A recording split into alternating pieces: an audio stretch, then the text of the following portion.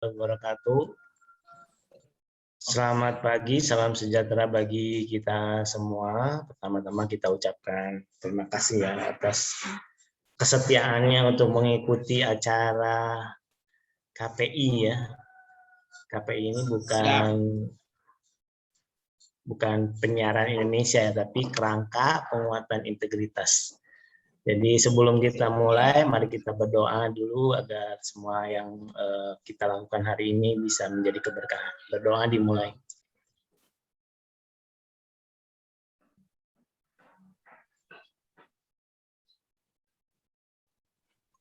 Selesai. Baik, pembahasan kali ini tentang red flags ya, atau program deteksi kecurangan ya. Program deteksi kecurangan. Jadi ini kalau kita kemarin bicara lebih banyak tentang instrumen ya, instrumen inti. Instrumen inti itu ada kode etik, penilaian risiko, pengendalian internal, budaya egaliter, zona integritas, pengelolaan atas konflik kepentingan, gratifikasi, penguatan nilai religius. Nah, kalau sekarang ini adalah bagian dari mendeteksi instrumen itu, yaitu program deteksi kecurangan atau red flags. Baik, kita mulai saja. Silakan Pak. Terima kasih Pak Oka. Izin Pak Kanul, Bapak-Bapak pejabat administrator, teman-teman pejabat pengawas dan rekan-rekan semua, terima kasih atas kesetiaannya mengikuti KPI. Untuk saat ini kita akan melaksanakan untuk materi red flag. Izin share dokumen.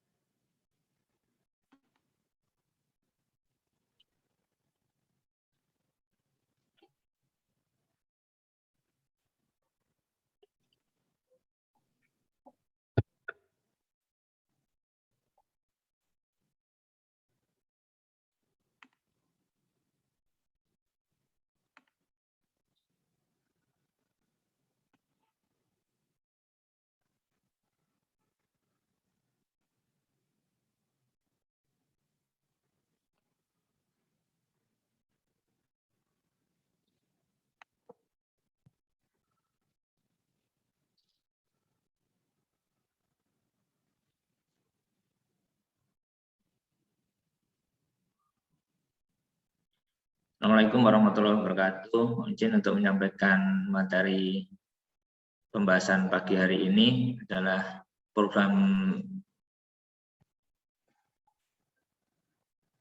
deteksi kecurangan atau red flag. Adapun poin pembahasan yang akan kita sampaikan pada kesempatan kali ini adalah yang pertama definisi, yang kedua latar belakang, urgensi dan tujuan, yang ketiga proses implementasi instrumen, yang keempat peran struktur, yang kelima contoh implementasi konkret, dan yang keenam hasil manfaat. Kurang lebih ada 26 slide, namun mungkin nanti ada slide-slide yang perlu di skip, kita skip.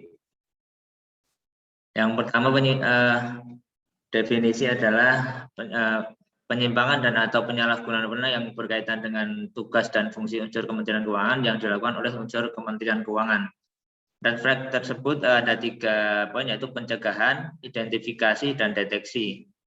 Itu akan menimbulkan fraud. Yang kemudian red flag ini dilaksanakan oleh yang pertama manajemen atau first line dan UKI atau second line. Ini kita sekarang menjadi familiar untuk mendengar istilah first line dan second line, karena memang kita sebenarnya ada 3, dan yang satu adalah Ijen Mitra Kementerian Keuangan.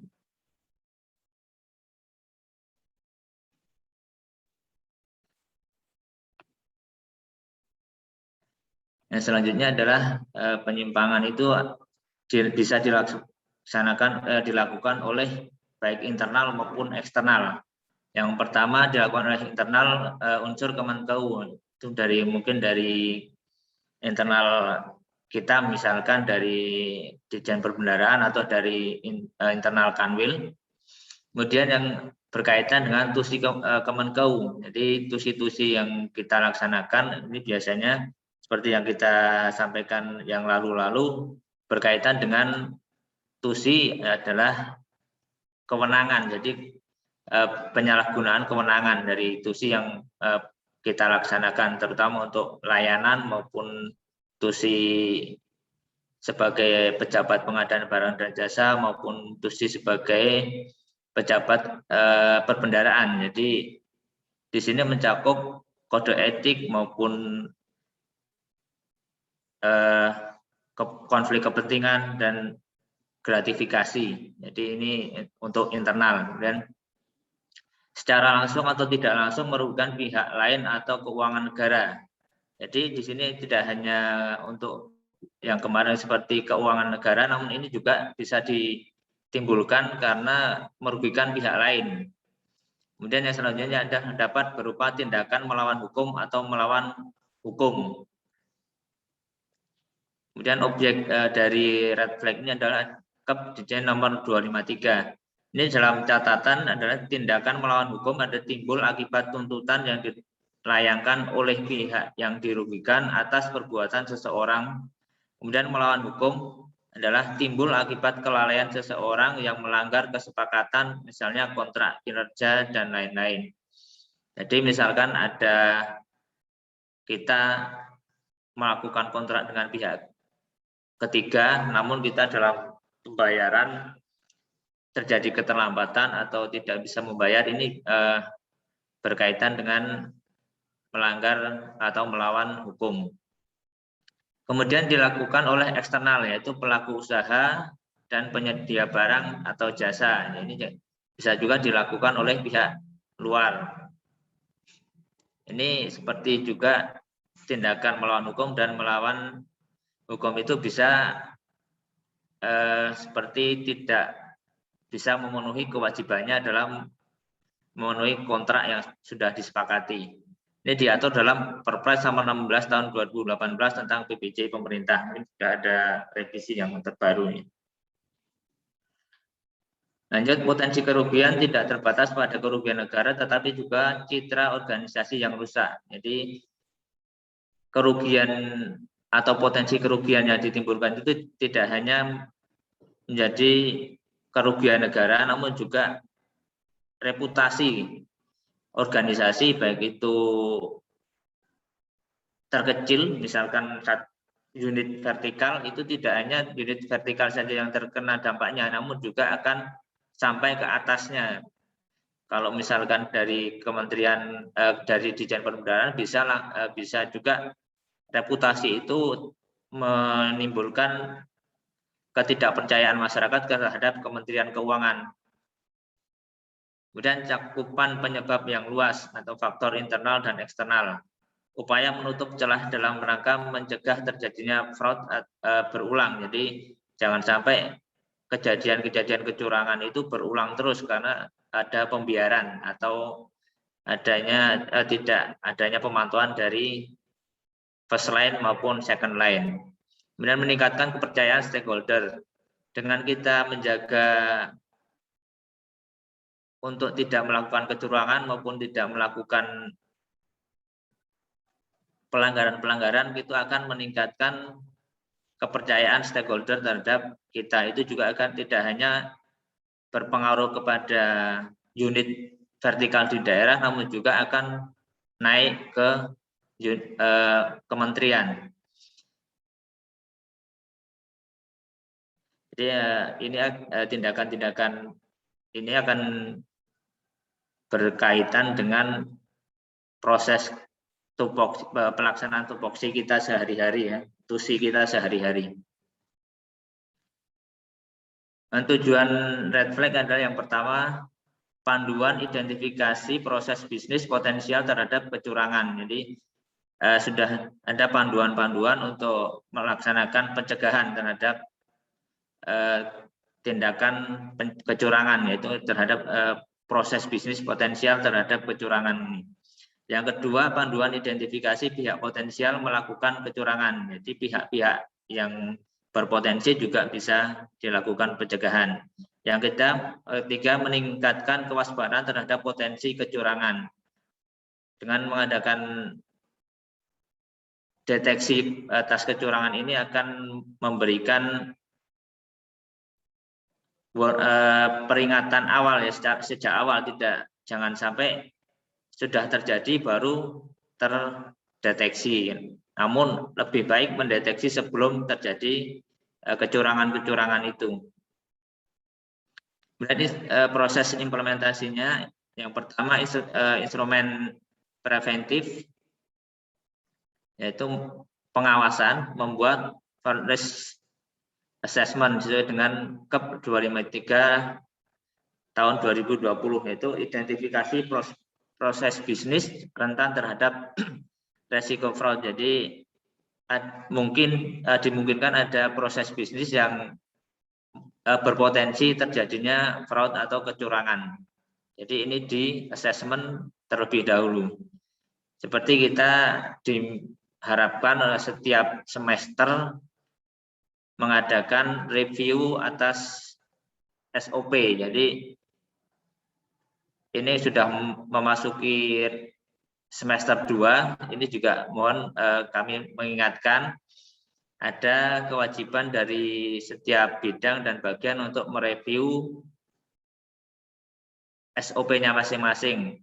Jadi kami nanti juga akan menjadi salah satu dokumen ZI. Jadi yang semester 1 sudah ada, sudah tinggal 1 yang belum, nanti kita akan sampaikan juga.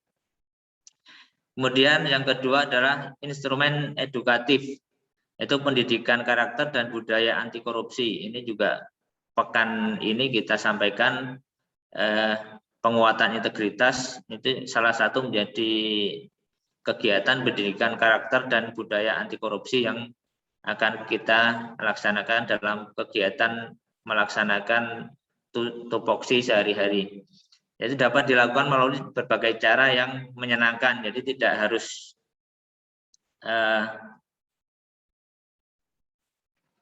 seperti pelajaran kelas, namun bisa juga dilaksanakan seperti capacity building ya, capacity building. Jadi atau family gathering, jadi untuk pelaksanaan pendidikan karakter dan budaya anti korupsi. Kegiatan yang bisa dilaksanakan adalah administrasi dan penyempurnaan dokumen penguatan integritas. Yang pertama kegiatannya menyusun laporan keuangan, yaitu penerapan prinsip penyusunan laporan keuangan. Dan potensi penyalahgunaan aset, itu penerapan prinsip pengelolaan dan penatausahaan BMN. Kemudian PBJ, validasi kualitas dan harga oleh setiap pejabat serta kesesuaian rencana dan kebutuhan. Checklist dokumen TRPU dan fraud risk resiko. Kemudian PBJ, pengadministrasian dokumen identifikasi atribut performance, pengendalian utama. Jadi dalam PBJ ini ada kegiatan check and balance antara setiap pejabat pengadaan maupun pejabat pengelola keuangan atau pejabat perbendaharaan.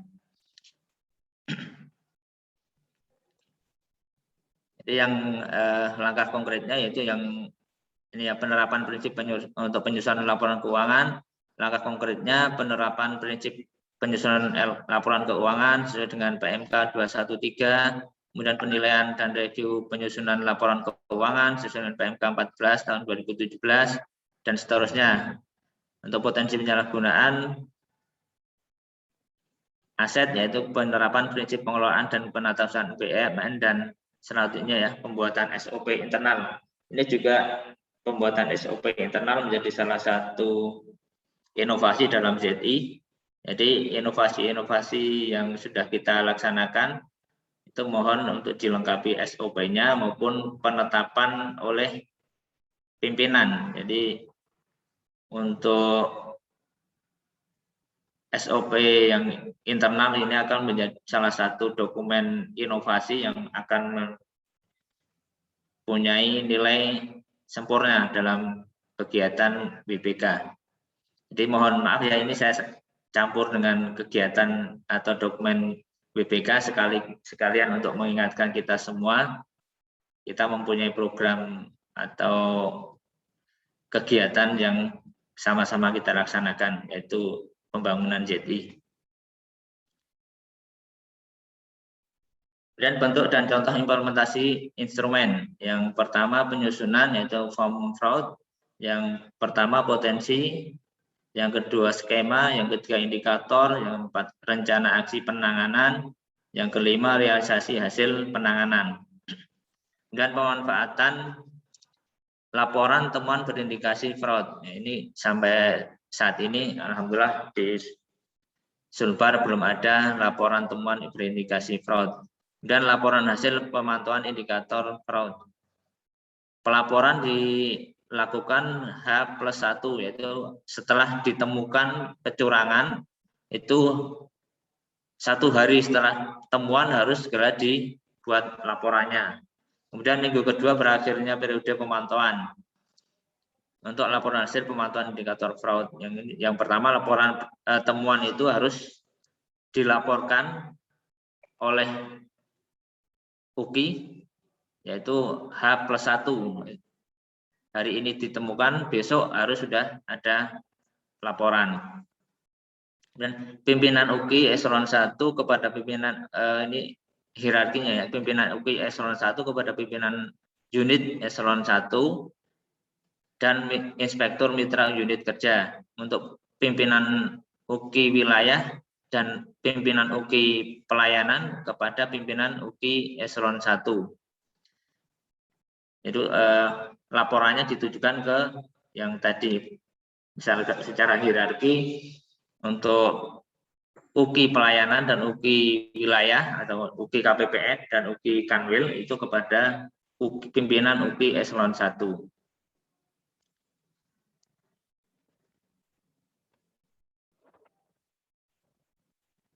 Ya, ini yang selain ya, atau manajemen. Struktur program red flag ya. Yang pertama first line atau manajemen, mengendalikan aktivitas pencegahan terjadinya kecurangan. Ini tugasnya adalah atau kewenangannya adalah mengendalikan aktivitas pencegahan terjadinya kecurangan. Di sini saya sampaikan lagi bahwa first line itu tidak hanya pimpinan, pucuk pimpinan, tetapi juga pimpinan di unit masing-masing, misalkan kepala bidang atau kepala bagian. Jadi ini bertanggung jawab atas unitnya masing-masing, namun juga akan dibantu oleh second line atau UKI. Dukungan aktivitas pengendalian yang dilakukan UKI, mengimplementasikan pengendalian, perencanaan, pengorganisasian, pengarahan secara maksimum termasuk proses bisnis unit kerja. Kemudian pemilihan pejabat rangkap, yaitu atau struktural dan pejabat pembendaraan secara selektif dan mempertimbangkan kompetensi.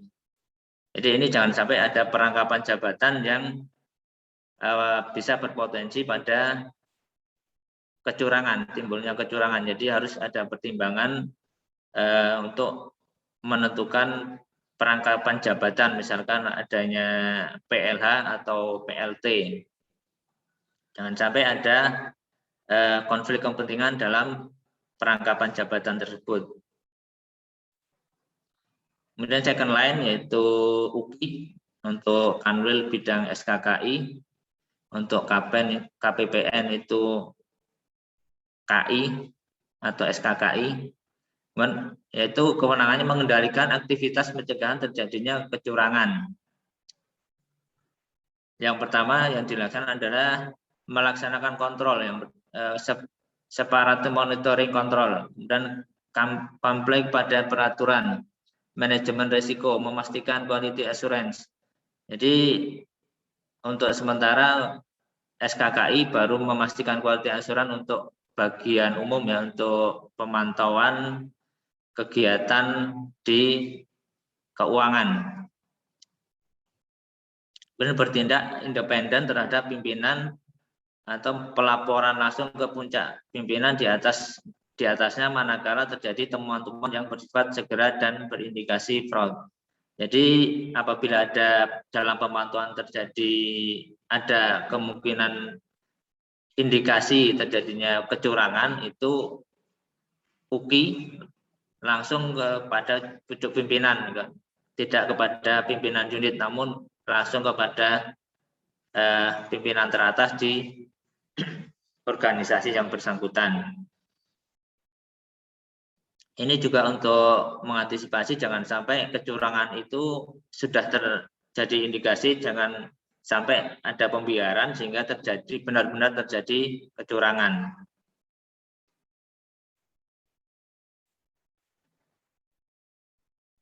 Ini contoh lembar format pengisian form red flag ya. Contoh matriks deteksi kecurangan dan korupsi atau red flag. Potensi fraud, potensi kesalahan dalam proses bisnis mengabaikan pengendalian yang telah ada akan dipasang. Itu yang pertama, misalkan di sini perjalanan dinas ya, yaitu skema fraud itu 5W ya. Who, when, where, dan why. Plus 1H. Jadi misalkan yang who, pejabat pegawai pelaksana perjadin, siapa yang melaksanakan perjalanan dinas. When, sebelum atau saat sesudah pelaksanaan perjalanan dinas. Jadi berangkat dari mana, kemudian setelah selesai perjalanan ada di mana. Jadi sebelumnya itu sebelum berangkat dari mana, kemudian saat melakukan perjalanan setelah tibanya sesuai dengan perjalanan surat tugas atau tidak. Jadi sebelum, saat, dan sesudah ini sesuai dengan surat perjalanan dinas yang disampaikan atau tidak. Jadi ini dalam rangka pemantauan atau pengawasannya. Dan where, tempat kedudukan pegawai perjadin, pelaksana perjadin, dan tempat tujuan. Oh maaf ya, yang when itu kapan ya, kapan, sebelum, saat, dan sudah. Itu apakah sesuai dengan jangka waktu perjalanan atau tidak. Kemudian di where, yaitu tempat kedudukan di saat keberangkatan, kemudian saat melaksanakan tugas, dan saat kembali. Tempat tujuannya sesuai dengan surat perjalanan dinas atau tidak. Kemudian why, kemudian memanfaatkan kedekatan dengan pejabat yang berwenang dalam penerbitan surat tugas untuk kepentingan pribadi. Misalkan seorang pegawai mendekati PPK atau mendekati KPA untuk minta perjalanan ke tempat yang dia tuju karena ada kepentingan di sana. Jadi ini ada perlu perhatian juga ya. Kemudian perjadin untuk kepentingan pribadi. Misalkan ada dia seorang pegawai ada keperluan, kemudian minta perjalanan dinas, seolah-olah melaksanakan perjalanan dinas padahal untuk kepentingan atau keperluannya dia. Kemudian memperoleh keuntungan pribadi dari perjadin. Nah ini untuk kita sekarang sepertinya sudah susah ya, karena untuk keuntungan itu sepertinya kita karena sudah at cost, jadi sesuai dengan biaya yang kita keluarkan. Dan untuk selanjutnya indikator fraudnya, kemudian rencana aksi penanganannya nanti untuk dibaca sendiri. Kita lanjut saja.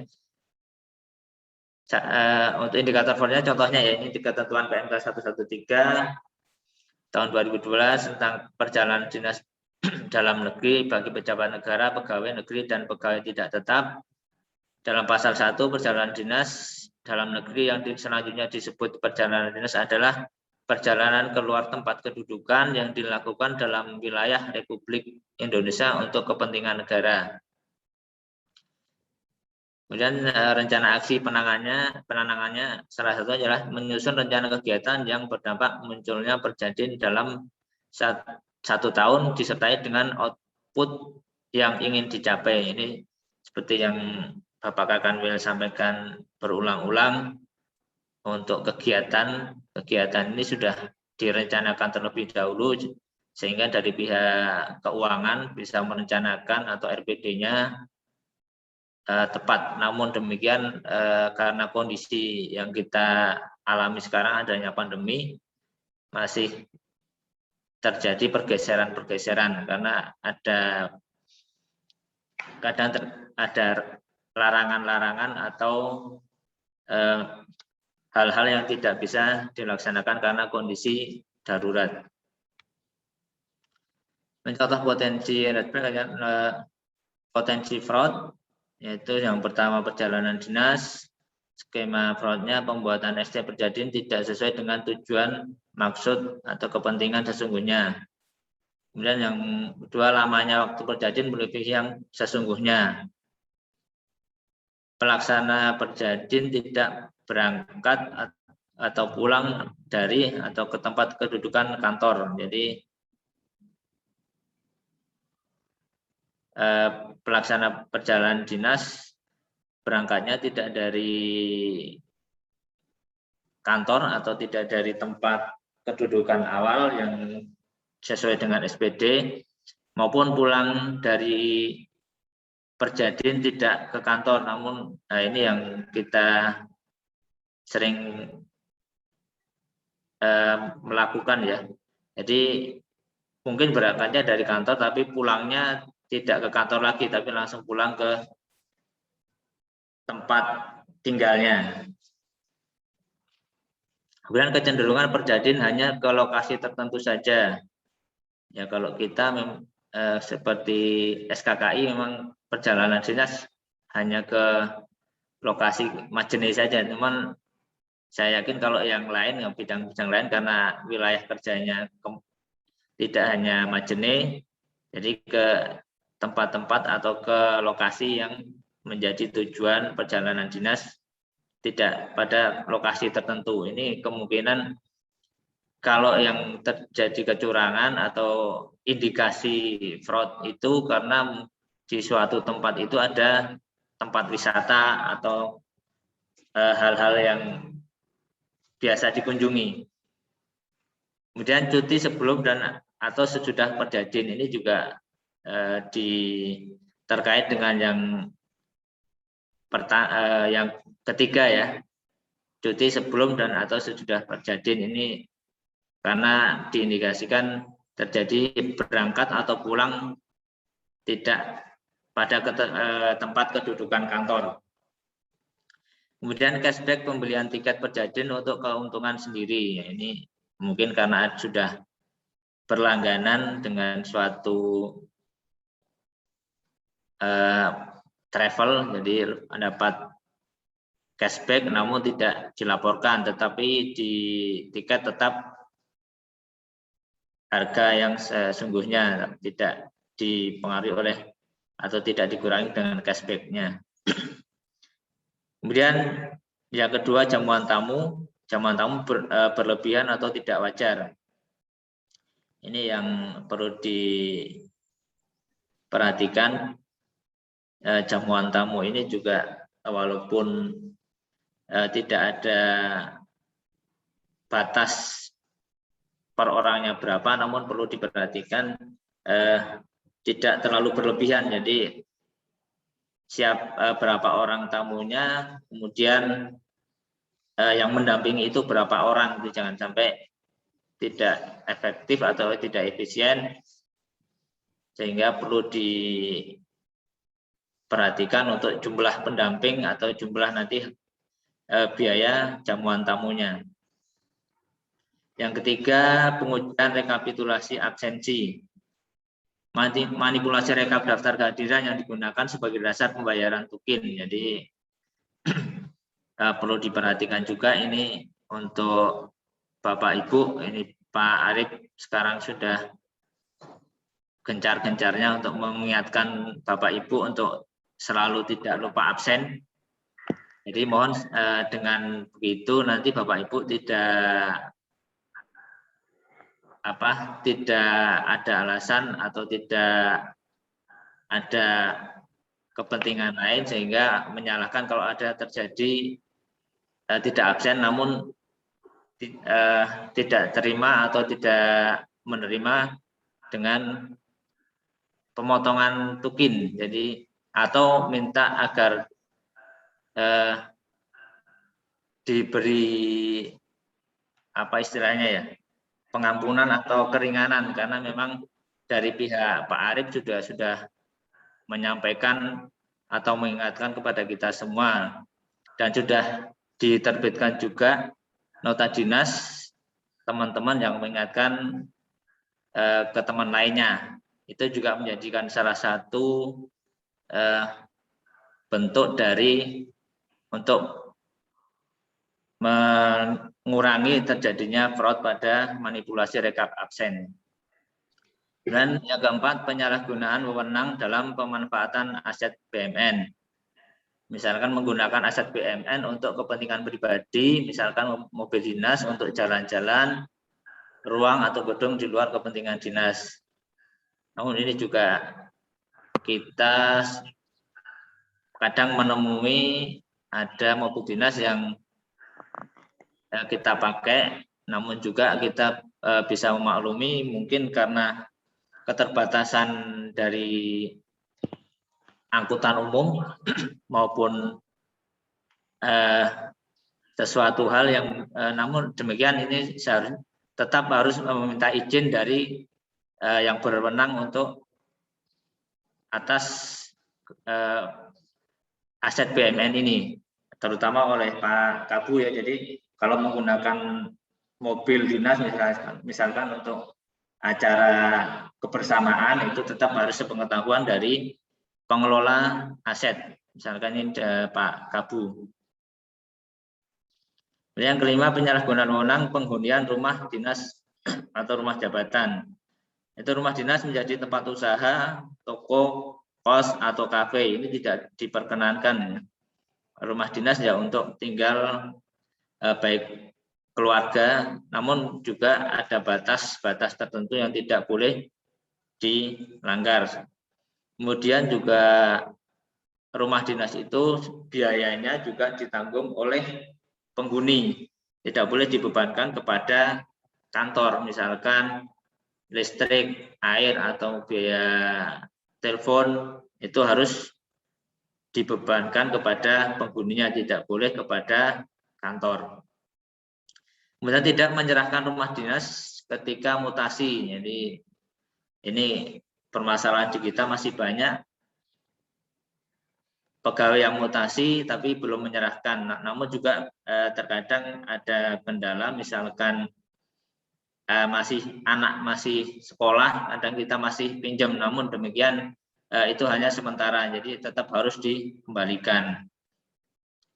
Penyalahgunaan jabatan untuk kepentingan pribadi, kedekatan dengan rekanan untuk mendapatkan produk, promosi, kupon, voucher atau fasilitas, ini juga indikasi kecurangan ya. Jadi memanfaatkan kedekatan dengan rekanan untuk mendapatkan promosi untuk pribadi, ya promosi untuk bukan untuk kantor, namun promosi untuk pribadi, dan mendapatkan honor yang berlebihan di atas SPM.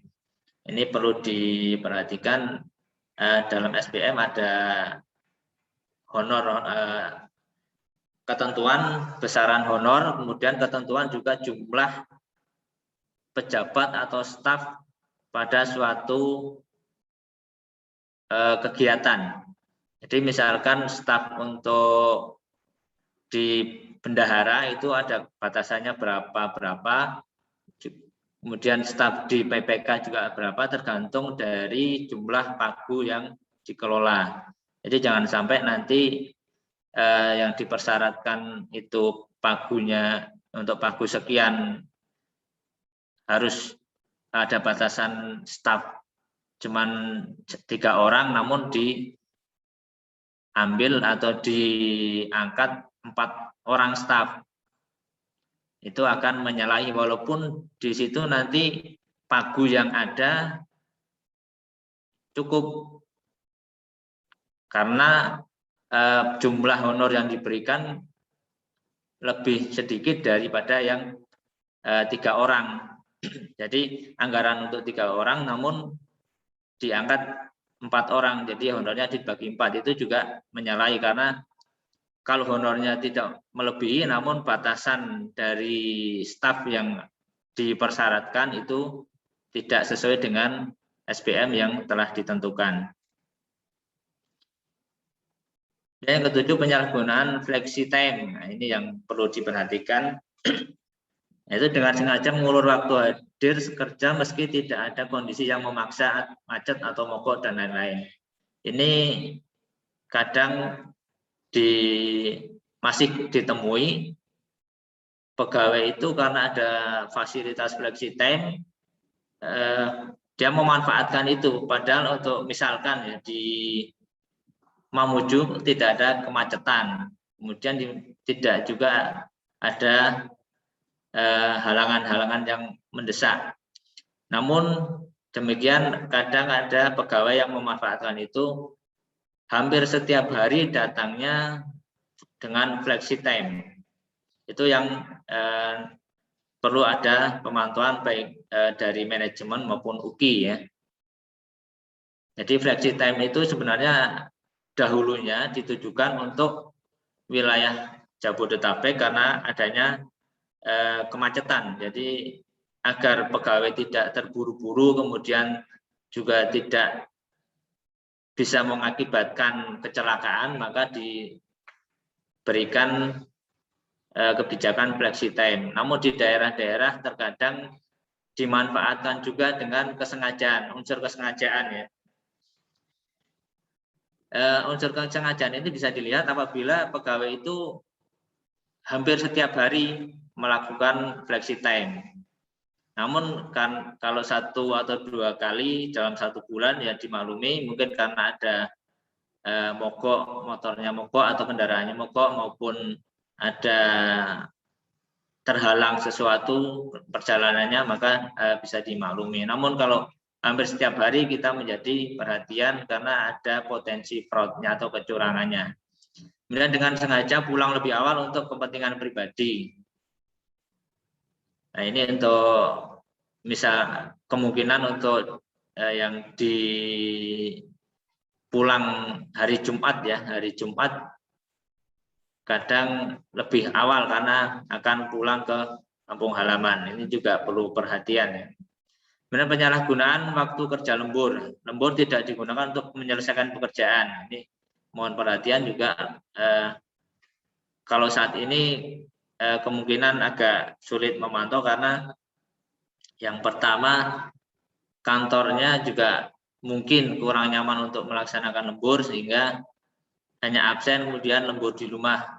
Nah, itu saya juga melakukan begitu karena memang kondisi di kantor juga kurang mendukung, jadi lebih produktif kalau lembur di rumah. Namun demikian itu menjadi integritas kita, jangan sampai walaupun sudah diberi kesempatan begitu, kita di rumah hanya melaksanakan absen terus tidak melakukan pekerjaan lembur. Hanya datang untuk absen lembur saja, yang ini yang kadang kita temukan ya. Mudah-mudahan di Sulawesi Barat tidak terjadi, walaupun kita lembur di rumah, tapi tetap kita melakukan. Mohon maaf ada yang bocor ini. Lanjut ya, pelanggaran jam kerja. Mengisi daftar hadir tetapi tidak berada di kantor. Ini untuk saat ini mohon untuk yang WFO untuk ke kantor walaupun tetap menjaga prokes, untuk yang ditugaskan WFO diharapkan untuk ke kantor. Kemudian penyelewengan anggaran, kwitansi fiktif belanja barang atau jasa di kantor untuk keperluan pribadi. Ya, ini kwitansinya ada tapi tidak ada di kantor, nah, karena barang atau jasa masuk ke keperluan pribadi. Hasil yang diharapkan yaitu yang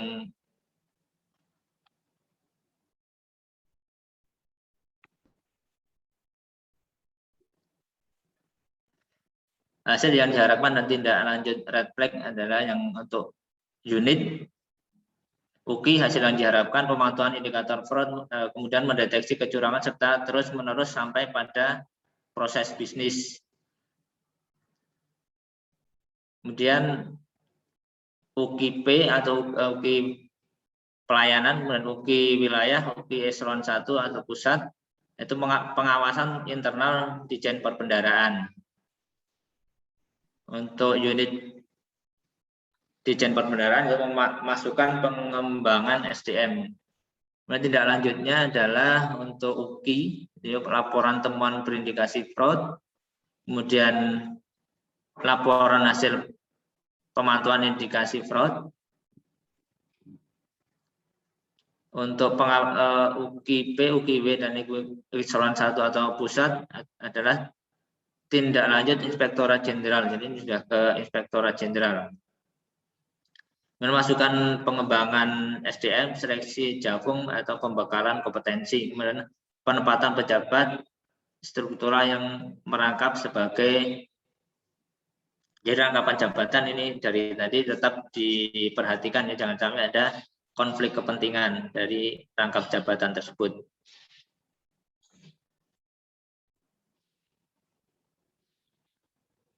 Kemudian manfaat dari red flag atau deteksi kecurangan, yang pertama early warning system untuk mendeteksi kecurangan. Jadi jangan sampai kecurangan itu terjadi namun sudah dideteksi terlebih dahulu, jangan sebelum terjadi kecurangan tersebut.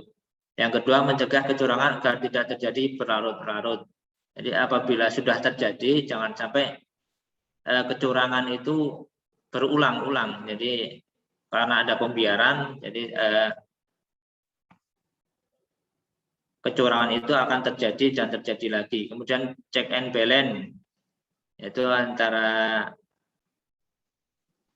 pejabat yang berwenang, jadi ada saling mengecek, jangan sampai ada indikasi fraud yang lewat.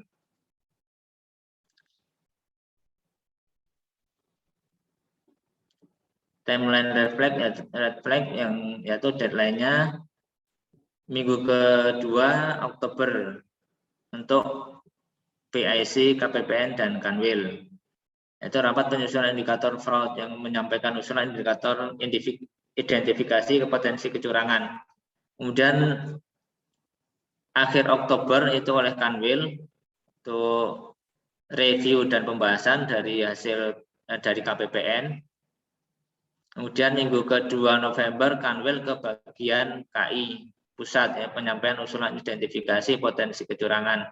Kemudian bulan Desember bagian KI mereview hasil dari Kanwil.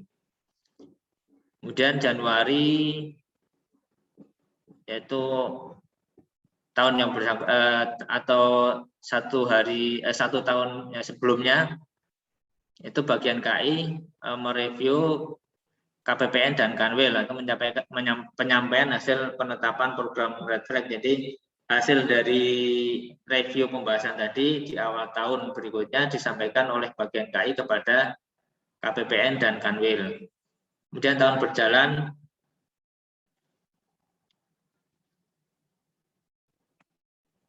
masing-masing UKI masing-masing unit yang melakukan pemantauan internal. Jadi tahun berjalan dilaksanakan pemantauan di masing-masing unit.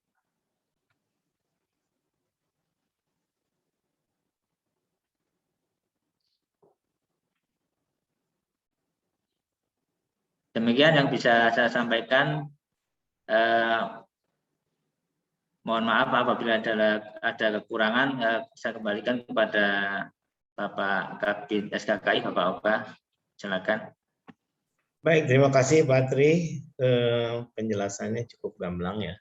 Jadi saya kira ini bisa jadi bekal bagi kita. Jadi kalau memang sebenarnya ini kan semacam kesepakatan yang sudah ditetapkan ya dari kantor pusat, tidak perlu diperdebatkan lagi. Jadi artinya no hard feeling ketika ada misalnya kayak dalam tanda petik teguran ataupun apa yang misalnya dianggap sebagai red flag tadi.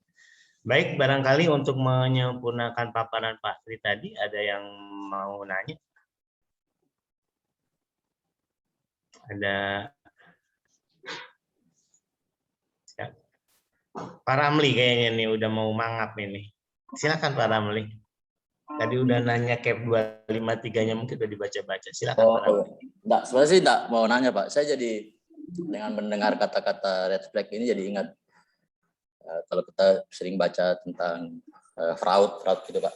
Jadi memang kalau red flag itu kan dasarnya dari teori perilaku ya, lebih ke perilaku. Jadi kalau kayak di perusahaan itu sebenarnya ini toolsnya seorang, kalau misalnya auditor atau kalau di kita mungkin UKI ya.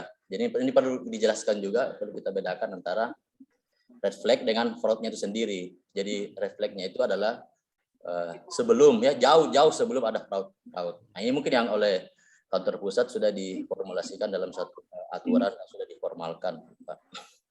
Jadi memang dasarnya memang dari teori-teori kecurangan. Misalnya kalau orang kerja di satu pekerjaan tiba-tiba hidupnya tingkah lakunya berubah, ya lebih ke perilaku. Misalnya tiba-tiba dia beli motor gitu, itu kan refleks, itu refleksnya. Jadi sebelum dia seorang yang penilai suatu kecurangan akan melihat ke situ.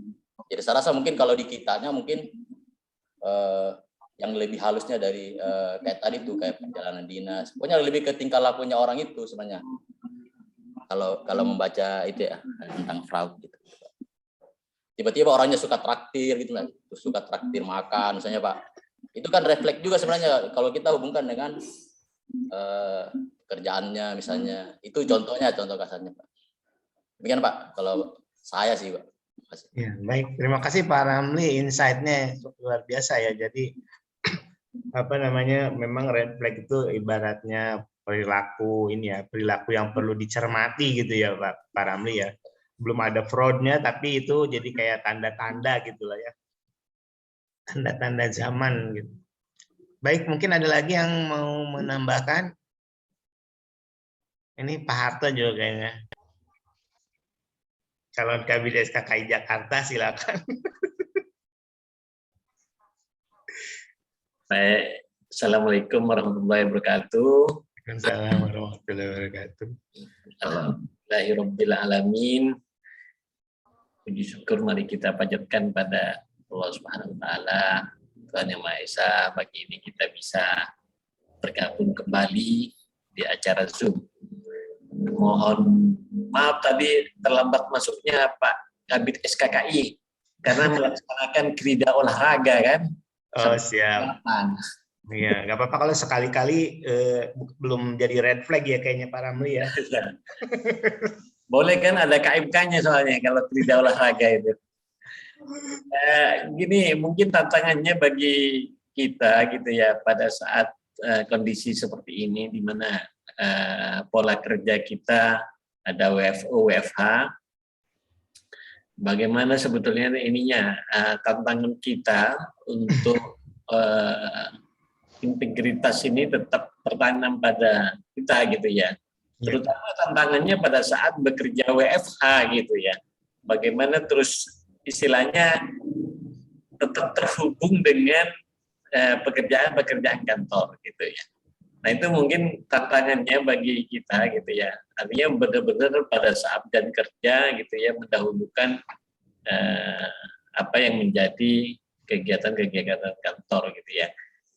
Tidak terbatas mungkin pada pekerjaan rutin saya kira gitu, karena kalau menunggu pekerjaan rutin barangkali datangnya sekali-kali kan gitu ya, tapi lebih ke bagaimana juga termasuk yang mengembangkan diri gitu ya, dan juga bagaimana mengembangkan pekerjaan kita sehingga pada saat dibutuhkan itu mungkin bisa meningkatkan kualitas atau percepatan penyelesaian. Nah, itu barangkali intinya ya. Bagaimana mungkin SKKI istilahnya ini tantangannya juga memantau aktivitas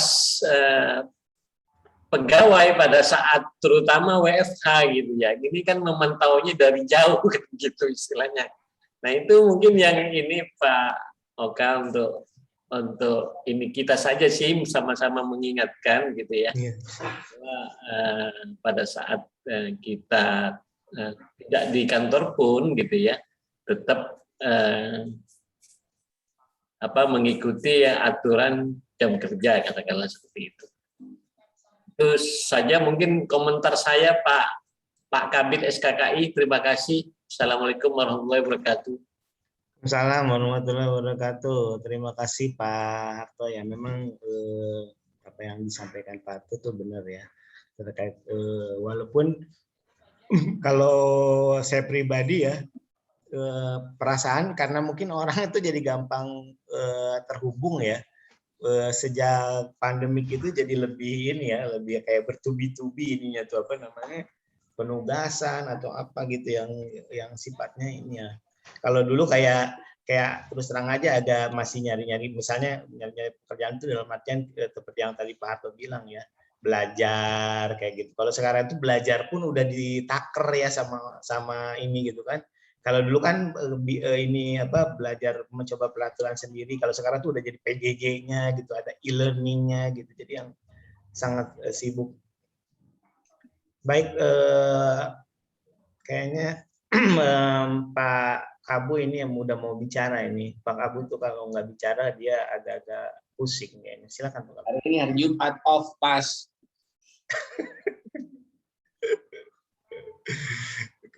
Kecil kali kepalanya Pak Kabu itu, kameranya di mana itu? Sudah 2 tahun lebih itu Pak kami memang semakin mengecil. Sudah baru setahun tuh jadi besar-besar. Berarti rendah hati ya. Kalau besar kepala kan sombongan, kalau kecil kepala berarti rendah hati ya. Pak Tri barangkali ada tanggapan, silakan Pak Tri. Saya mau tanggapi lah kalau begitu. Ya, silakan Pak Kabu. Nah, yang susah sebetulnya gini, red flag itu kadang-kadang kita masuk di ranah abu-abu ya, tapi kadang-kadang juga ranah abu-abu itu sih menurut saya ya nggak masalah sih sepanjang kita ada konsistensi untuk tidak sering-sering. Karena yang susah itu kan setiap kantor itu kan sudah ada pakemnya bahwa harus begini, tapi kadang kan kembali lagi bahwa implementasi di lapangan kadang-kadang agak susah. Contohnya ya contohnya ada salah satu datang ke Papua gitu kan, mau nggak mau kita harus ke Raja Ampat gitu kan, jadi itu agak-agak pasti akan ada biaya walaupun kita sumbang-sumbang tapi pasti ada biaya lebih. Nah itu yang kadang-kadang kita masuk ke ranah abu-abu itu. Jadi yang kadang-kadang kita menjadi agak susah sih. Nah akhirnya walaupun dibungkus dengan rakorek apa terserah, tapi kenyataannya memang begitu kadang-kadang. Itu yang kadang-kadang saya bilang sebetulnya aturan red flag itu daerah merah kalau kita mematuhi 50% atau 60% saya sudah syukur menurut saya loh ya. Mungkin itu aja Pak Oka. Sudah menanggapi. Baik, terima kasih Pak Kabu. Silakan Pak Tri. Mau ditanggapi kah? Lanjut Pak, mungkin Pak. Oh, baik. Jadi gini ya, sebenarnya kalau saya sebagai SKKI bukan tidak berani berkonflik ya terkait sama dengan misalnya penyimpangan. Tapi saya itu lebih kalau di kerangka penguatan integritas istilahnya tuh ada deteksi ya, ada preventif sama ada kuratif gitu. Jadi saya sih lebih senang ke preventif. Sosialisasi seperti ini juga termasuk preventif ya. Artinya jadi justru di dalam pikiran teman-teman itu harus punya kesadaran terkait dengan apa yang boleh dan apa yang tidak boleh. Ketika setiap orang misalnya menawar, oh ini boleh gitu, dan terus terang aja saya sangat terkesan ya sama Pak Harto itu. Kalau makanya saya suka bilang calon bidang kabin SKKI ini tuh karena lebih comply daripada saya gitu. Kalau kadang-kadang saya tuh terlalu permisif sama apa namanya, karena mungkin tidak mau mendekati konflik tadi gitu. Jadi artinya teman-teman mungkin harus dipahami lagi terkait red flag itu, apakah kita sudah melakukannya. Sebenarnya gini, kalau saya berpendapat kadang-kadang kan walaupun ini di dalam pekerjaan tentu saja ini sebenarnya menjadi bagian saya. Saya suka berprinsip begini, bahwa kita itu dalam konteks agama ya, kita itu tidak dihisap atas amal orang lain ya, tapi amal kita sendiri gitu. Jadi sebelum kita misalnya, wah si bapak ini kalau perjalanan dinas suka ke tempat rekreasi atau apa, sebenarnya harus lebih ke dalam lagi ke kita gitu. Apakah kita melakukannya, dan mudah-mudahan kita tidak melakukannya gitu. Apabila semua orang punya kesadaran seperti itu, sebenarnya lebih mudah gitu. Jadi artinya nilai-nilai yang sudah kita sepakati ini tidak perlu dipertentangkan, semua orang tinggal menjalankan. Jadi sebenarnya nanti Pak Tri tinggal lapornya nihil ya Pak Tri ya. Tapi tetap kita akan melakukan penanaman nilai. Jadi kalau nilai itu kan sesuatu yang tertinggi dibanding yang lain gitu. Dibanding misalnya karena uang atau karena apa gitu. Justru karena nilai itu sendiri yang harus kita yakini nilai. Jadi kalau bicara tentang integritas itu banyak ya, ini luas sekali. Jadi mudah-mudahan dengan apa yang disampaikan sama Pak Tri, kita bisa lebih terutama untuk diri sendiri, bukan untuk ilmu itu untuk memperbaiki diri, bukan untuk menghakimi orang lain ya. Jadi itu yang harus kita garis bawahi. Dan kalaupun misalnya kita SKKI mencatat atau apa, itu nggak masuk ke jargon itu ya, karena kita tugasnya memang untuk memantau seperti itu. Seperti tadi Pak Harto misalnya mengharapkan bagaimana sih pengawasannya. Dan kita juga suka mengingatkan terkait dengan 3 line defense itu ya. Jadi yang pertama yang harus ngawasi itu ya atasan langsungnya gitu, manajemennya gitu. Jangan misalnya kayak malah kita kayak, kalau saya kesannya jadi ngurusin ini orang ya. Kalau kita tuh random aja, acak. Kalau memang diperlukan, kayak misalnya Pak Harto Pak Harto tuh sekarang harus tahu kan siapa yang nggak datang gitu kan. Jangan malah misalnya SKKI ini yang nggak datang ini siapa, jadi kayak kepo ini kenapa ini gitu. Harusnya ya manajemennya lah gitu, atasan langsungnya. Kalau misalnya udah, kan ibaratnya saringan ya, kalau udah kena ke saringan kedua itu berarti saringan pertamanya itu bocor gitu. Kalau sering-sering ditangkap sama SKKI itu bapak-bapak tuh harus sedih gitu. Artinya apa? Artinya berarti saringan di manajemennya tuh agak ada yang terlalu longgar. Itu aja barangkali. Mungkin sebelumnya kita ada closing remark dari Pak Kamil. Silakan Pak Kamil. Baik, terima kasih Pak Oka. Assalamualaikum warahmatullahi wabarakatuh. Selamat pagi, salam sehat semua. Yang saya hormati Pak Kabu, para kabit, Pak seksi fungsional, dan teman-teman semuanya. Alhamdulillah ya, sehat semua. Insya Allah kita diberikan oleh Allah banyak syukur pagi hari ini. Terima kasih Pak Oka, Pak Tri sudah ngasih pencerahan lagi. Mungkin poin saya satu, ini makin menguatkan pemahaman kita, karena memang ilmunya itu harus kita dapat dulu untuk bisa mempraktekkan di lingkungan kita. Mudah-mudahan mengetahui, memahami, dan mempraktekkan akan lebih bagus di tempat kita. Yang kedua, peraturan ini dibuat sebagai harmonisasi dari berbagai situasi dan kondisi yang harus disepakati.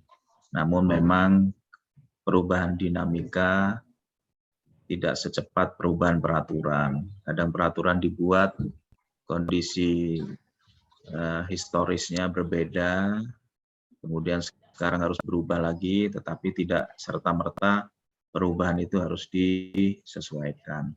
Jadi selalu ada lag, ada gap ya. Yang kondisi sempurna aja, situasi tertentu kadang susah untuk menyesuaikan. Nah, jadi apalagi ada kondisi yang berubah lagi, sehingga memang di sini dituntut komitmen kita semua ya, bukan hanya unit UKI-nya, tapi kita sebagai yang diawasi, tanda kutip, atau manajemen juga harus melakukan upaya-upaya. Sinergi yang bagus artinya memahami peran masing-masing, ya, sehingga semua nanti akan merasa saling mendukung atas kebijakan yang sudah disepakati itu. Nah, saya berharap kita semua bisa, kalau Pak Fajar tadi ada persentase yang diharapkan, sebetulnya kita nggak usah matok persentase itu, sebisa mungkin kita berupaya mewujudkan apa yang sudah distandarkan. Dinamika yang terjadi gap tadi menurut saya tidak usah dipertentangkan, disitulah kedewasaan kita semua. Jadi manajemen, unit kepatuhan, itu bagaimana mewujudkan di wilayahnya masing-masing, bagaimana menjaga ketertiban untuk mendukung pelaksanaan misi ini tercapai dengan baik. Intinya di situ. Jadi warna atau value organisasi ini kan dibentuk dengan adanya aturan-aturan yang disepakati itu. Jadi memang keinginan, harapan, situasi itu bagaimana nanti kita semua bisa mempunyai pemahaman yang sama menuju ke arah yang diharapkan oleh aturan, ya. Walaupun nanti kayak tadi contoh Pak Tri, kalau misalnya mobilnya terbatas, harus untuk melaksanakan satu program yang disepakati, bagaimana? Nah, dia toleransinya kan, oh yang penting disupport oleh kantor, harus diinfokan. Jadi mobil itu tidak tahu-tahu menghilang begitu saja tanpa ada informasi yang jelas. Ya, saya yakin dengan komunikasi yang seperti itu pasti tren ke arah menuju positifnya manajemen dan kepatuhinya itu pasti oke lah dalam situasi seperti itu.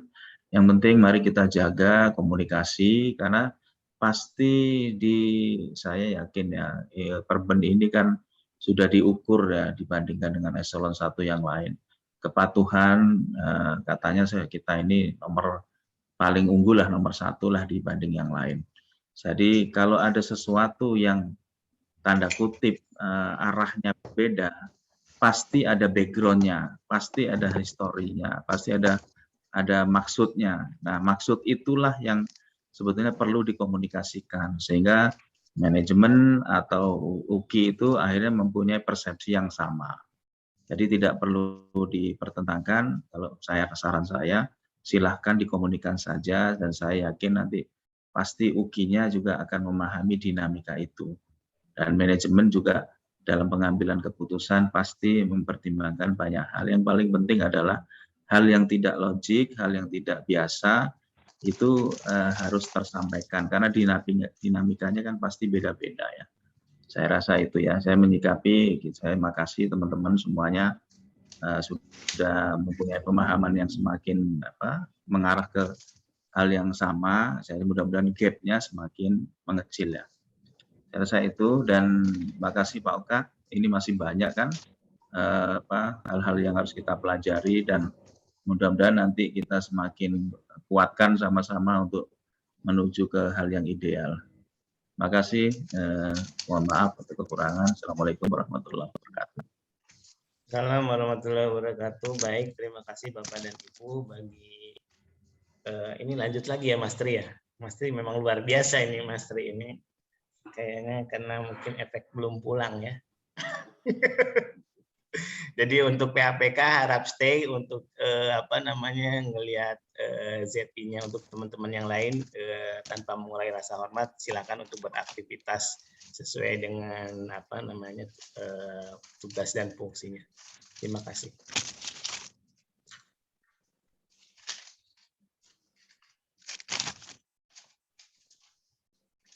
Izin ke belakang sebentar. Siap, nah, kita break dulu ya 2 menit, saya juga mau nyari minum nih. Yang ditunjuk untuk itu ya, ditunjuk untuk BI ya, Pak Arto ya teman-teman ya. Ya Pak. Literasi BI. Oh, kegiatan Bank Indonesia. Ada ya yang ditunjuk ya.